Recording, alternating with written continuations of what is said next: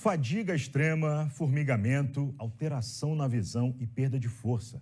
Esses são alguns dos sintomas da esclerose múltipla, uma doença autoimune que ataca os nervos e muitas vezes os sintomas começam ainda na infância. Hoje nós vamos mostrar como o diagnóstico precoce pode evitar sequelas. Veja agora na reportagem da Aniele Brandão e do Edivaldo Cardoso.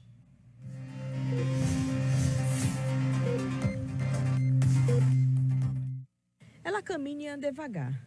Cada passo exige equilíbrio, força e persistência. A bengala deixou de ser apenas um apoio físico. Tornou-se símbolo de uma batalha enfrentada todos os dias. Enquanto prende no peito o laço laranja, símbolo da conscientização sobre esclerose múltipla, Josélia relembra uma caminhada ainda mais difícil. A busca por respostas. Fazia tratamento para coluna, né? Só que no decorrer dos anos eu melhorava ali um pouco, aí voltava. No ano seguinte voltava as crises. Aí em 2014 foi que culminou mesmo com a piora, né? Que eu cheguei a ficar sem andar mesmo, com a visão muito borrada, sem conseguir enxergar direito. A perna esquerda parada e o braço direito também sem nenhum tipo de força.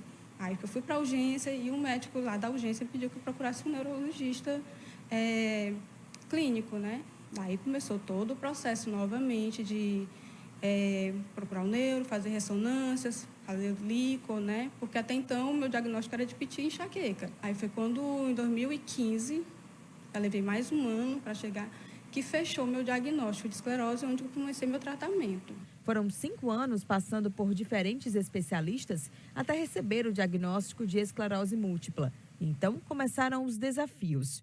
O diagnóstico de esclerose múltipla ainda carrega um peso que vai além da saúde. Um julgamento silencioso. Muitos pacientes são vistos, às vezes, como incapazes ou até improdutivos. Mas a realidade é totalmente diferente. Com acompanhamento e com tratamento adequado, esses pacientes conseguem, sim, ter uma vida ativa e produtiva. E o problema, na maioria das vezes, não está na doença em si, mas sim no preconceito.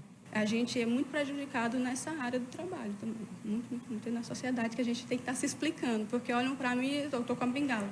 Você não tem nada quebrado. Não, eu não tenho nada quebrado. Porque está quebrado é por dentro, né? A Elane também tem esclerose múltipla. Os sintomas começaram ainda na infância, aos 12 anos. Mas o diagnóstico só veio em 2018, depois de anos de consultas e exames. Eu comecei a sentir os sintomas, eu tinha por volta de 10, 12 anos de idade. Só que a gente vai levando, vai tratando outras coisas, ortopedia, dores, mas nunca imagina que é uma lesão na cabeça que precisa começar um tratamento com o neuro. Até quando eu completei os 29 anos para 30, eu trabalhava em uma casa, a mulher viu que eu não estava bem, pediu meus documentos, marcou, eu fiz o exame. Quando chegou, ela disse: "Antes já ouviu falar nisso?" Não, ela depois procura, marquei um particular, ele disse: "Você precisa começar a fazer um tratamento pelo SUS. Não estou conseguindo trabalhar, não estou conseguindo. Eu estou com muita fadiga, dei problema na coluna, tenho artrose na coluna e outros probleminhas que vai impedindo a gente de trabalhar." Hoje ela convive com dores na coluna, acompanhamento em diferentes especialidades e os desafios impostos pela doença no dia a dia. Visão, audição, a caminhada da gente, a gente não caminha mais. A esclerose é uma doença autoimune. Nela, o próprio sistema imunológico ataca a estrutura que protege os nervos do cérebro, da medula espinhal e do nervo óptico. Com isso, a comunicação entre o cérebro e o restante do corpo fica comprometida. É uma doença inflamatória, autoimune, ou seja, o próprio corpo reage contra o próprio corpo, que causa uma lesão em regiões da cabeça, do cérebro e do tronco cefálico, que causa sintomas neurológicos. Muitas vezes são doenças que se repetem em surtos ou elas progridem lentamente. É uma doença de mulheres jovens, de pacientes jovens, mas pode acontecer com crianças, até com idosos, apesar de ser mais raro. Os sintomas variam bastante e podem incluir alterações visuais, perda de força, formigamentos, dificuldades de equilíbrio, fadiga intensa e alterações cognitivas. Segundo o Dr. Kelson, os tratamentos estão cada vez mais efetivos. Então, se você tem uma doença bem diagnosticada e um tratamento é escolhido idealmente, numa época ideal e com a força do remédio adequado para você,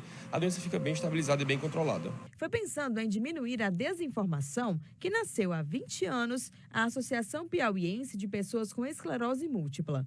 Hoje, além de acolher pacientes e familiares, a entidade também orienta sobre direitos, tratamento e qualidade de vida. Há 20 anos atrás, eu recebi o diagnóstico do meu marido.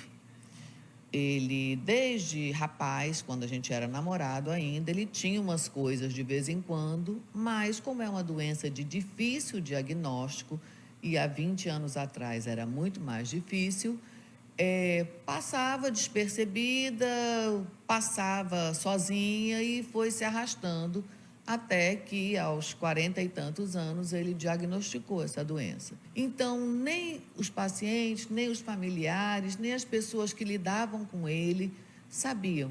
E aí, nós resolvemos fundar essa associação. Começou com uns 6 pacientes e hoje já são 190 pacientes inscritos. E sabe a Josélia? É também nesse espaço que ela encontrou uma nova missão. Transformou a própria experiência em apoio para quem está começando essa caminhada. Eu desenvolvo essa atividade aqui na associação no período da manhã, né? Ajudando outras pessoas com a mesma patologia do que eu, tentando trazer essa visibilidade das pessoas com esse diagnóstico, para a gente tentar levar essa inclusão, né? Para a gente não ser mais estigmatizada no ambiente de trabalho, né? Ser prejudicada, porque nós também somos um ser, né? Com deficiência, nós somos com direitos, né? Que a gente quer levar essa visão. Manter o direito de qualquer pessoa, inclusive as com deficiência. A gente vai continuar falando sobre a esclerose múltipla. A Josiane Souza vai entrevistar a partir de agora o neurologista Antônio Coimbra. Você também pode participar dessa conversa, tá? Vamos colocar o telefone aí na sua tela, o QR Code, para que você possa fazer aí o link com o nosso WhatsApp e enviar a sua pergunta. Josiane já está aqui para trazer as informações para a gente. Começou. Vamos lá, Josi.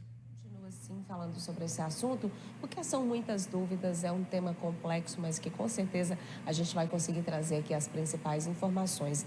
E a gente conta com a ajuda do doutor Antônio Coimbra, ele que é médico neurologista e traz esses detalhes para a gente. Doutor, a gente começa questionando, né?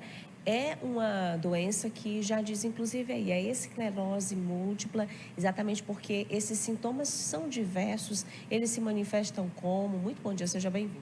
Bom dia, obrigado pelo convite. Os sintomas são múltiplos, como foi mostrado na reportagem. Pode variar desde uma fadiga intensa, aquela fadiga crônica que costuma piorar nos dias mais quentes, alterações visuais, como turvação na visão, dor ao movimentar os olhos, perda de força ou formigamento em um braço ou uma perna que é persistente, que dura pelo menos 24 horas. Tontura também, alterações cognitivas. Todas essas alterações que são múltiplas podem fazer parte do quadro da doença. Por que é que isso acontece? Tem um fator de risco, tem uma predisposição, o estilo de vida pode afetar o desenvolvimento dessa doença, que é o corpo reagindo contra o próprio corpo? Exato. Como você falou, a doença ela é autoimune. São as próprias defesas do nosso corpo se voltando contra o nosso sistema nervoso central, o nosso cérebro e a nossa medula. E aí, existe sim uma predisposição genética, apesar da maioria das pessoas não ter nenhum familiar acometido.